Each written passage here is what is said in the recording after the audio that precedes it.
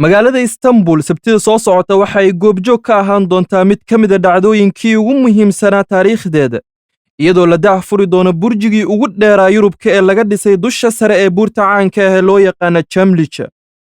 dhererka dhismahan ayaa gaaraya 400 oo mitir waxa ayna u suurtagelinaysaa soo booqayaasha inay ku arki karaan magaalada Istanbul xagal dhan 360 darajo iyagoo si buuxda u wada arki kara magaalada Istanbul daafaheeda iyo meelaha ugu muhiimsan sida Bosforiska, jasiiradaha boqoradaha taariikhiga iyo meelo kale oo muhiim ah. mashruucan waa kii ugu horreeyay ee laga hirgeliyay qaaradda Yurub isagoo dhismaha caanka ee Faransiiska Eiffel Tower uu gaaraya dhererkiisu 300 oo mitir taasoo micnaheedu tahay in dhismaha Chamlicha Tower uu ka dheeraan doono 65 mitir. sidoo kale waxa uu noqon doonaa burjigii idaacad iyo TV ee ugu dheer Turkiga iyo Yurubka oo idil.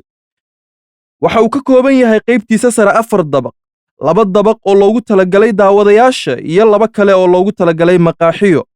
dabaqa daawadayaasha waxa uu qaadi doonaa 200 oo qof halka kan maqaaxidu uu qaadi doono 75 qof. taawarkan weyn ayaa lagu wadaa inuu astaan muhiim ah u noqdo magaalada qadiimiga ah ee Istanbul.